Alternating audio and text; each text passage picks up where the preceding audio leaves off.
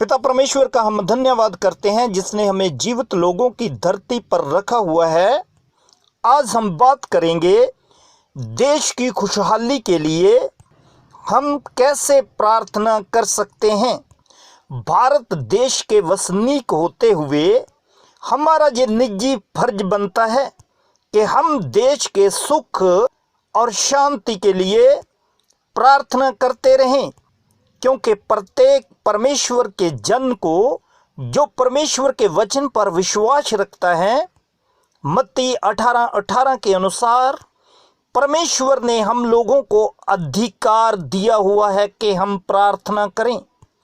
दूसरा इतिहास 7:14 में परमेश्वर ने वादा दिया हुआ है कि वो हम लोगों की प्रार्थना सुनकर हमारे देश को खुशहाली की ओर ले जाएगा।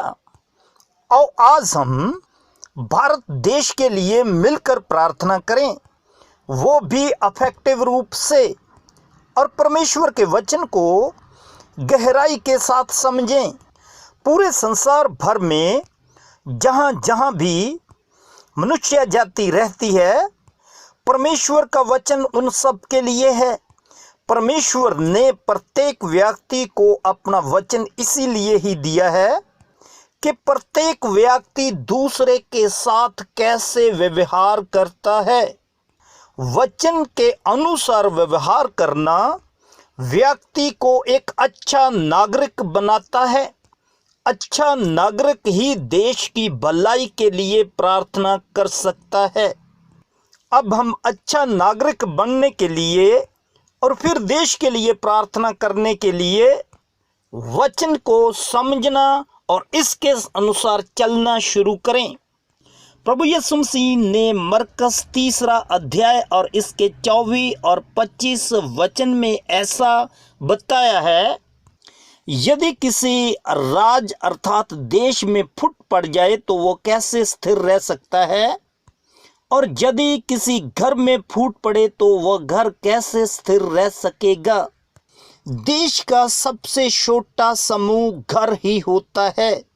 घर में परिवार रहते हैं। यदि परिवारों में गड़बड़ है तो देश में संभव है कि गड़बड़ हो। देश और घर में गड़बड़ी का कारण मुख्य रूप में प्रभु यीशु मसीह ने फूट को बताया। अब हम परमेश्वर के वचन में से समझेंगे घर या देश में फूट क्यों पड़ती है, क्योंकि परिवार में या देश में फूट डालने का काम दुश्मन का होता है। मत्ती 13 में जब प्रभु यीशु मसीह संसार के बारे में बातचीत करते हैं तो 39 वचन में प्रभु यीशु मसीह इंसान का दुश्मन शैतान को बता रहे हैं। घर और देश में गड़बड़ फूट के कारण होती है। फूट शैतान का बीज है, वो मनुष्यों में डाल देता है तो गड़बड़ी उत्पन्न हो जाती है। अब हम साधारण शब्दों में इस बात को समझेंगे, आखिर एक परिवार में या देश में फूट क्यों पड़ती है।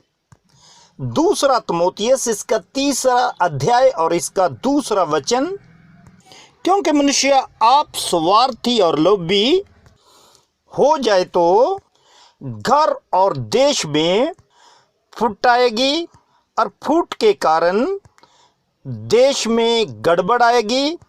गड़बड़ से शैतान खुश होता है और पिता परमेश्वर उदास होते हैं। यदि हम लोग पिता परमेश्वर को खुश करना चाहते हैं तो हम लोगों को शैतान की चाल को और उसके आत्मा की पहचान करना है।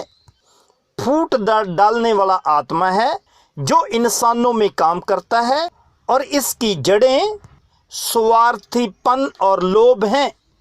जब एक व्यक्ति अपने बारे ही सोचे और दूसरे को जीने का हक ना दे, जहाँ से ही झगड़े शुरू होते हैं और गड़बड़ शुरू हो जाती है।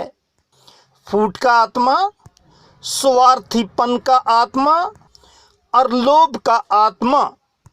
हम जो परमेश्वर के वचन को जानते हैं और इस वचन पर विश्वास रखते हैं, अफसियों 6 और इसके 12 के अनुसार इन आत्माओं से युद्ध करें। यही हमारी अफेक्टिव प्रार्थना है और जीत प्रार्थना करने वाले की ही होगी। जब परमेश्वर ने अपने दास मूसा को 10 आज्ञाएं दी थी, उन आज्ञाओं के बीच में निर्गमन 20 और 17 आयत में ये भी आज्ञा दी थी कि तुम लालच नहीं करना, क्योंकि मूसा और उसकी प्रजा को परमेश्वर एक अच्छा देश देने जा रहे थे। वहाँ के निज़म परमेश्वर बता रहे थे। उस देश के बारे में मूसा ने परमेश्वर से ये वचन पाया जो लेविया 26 अध्याय में लिखा हुआ है। इसका 5 वचन, परमेश्वर उस देश में सुख देगा। यदि हम लोग परमेश्वर की आज्ञाओं का पालन करते हैं और दूसरे के साथ सही व्यवहार करते हैं तो हम लोगों को देश में सुख मिलता है। आज के वचनों से हमें यही समझ आता है कि हम भारत के अच्छे नागरिक बने। अच्छे नागरिक के लिए हम लोगों ने अपने साथी लोगों के लिए प्रार्थना करनी है।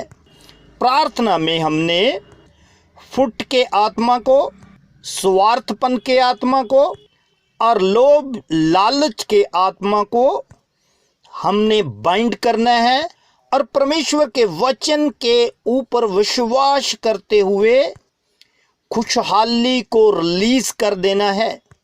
फिर हमारा देश खुशहाल हो जाएगा। भजन संहिता अध्याय 37 उसका 3 वचन, यहोवा परमेश्वर पर भरोसा रख और भला कर और देश में बसा रह और सच्चाई में मन लगाए रह। ये काम करने से, इस वचन के अनुसार चलने से हमारे देश में खुशहाली आएगी।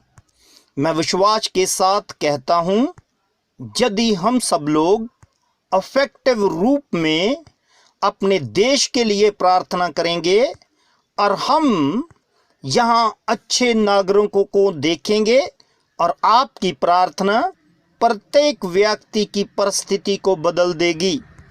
आमीन। आओ आज से हम मिलकर अपने देश के लिए प्रार्थना करें। यदि आप पारिवारिक शिक्षा में आगे बढ़ना चाहते हैं तो स्क्रीन पर दिए गए पते पे कांटेक्ट करें और परिवार संबंधी लिटरेचर ले सकते हैं और सेमिनारों में भाग ले सकते हैं। आमीन।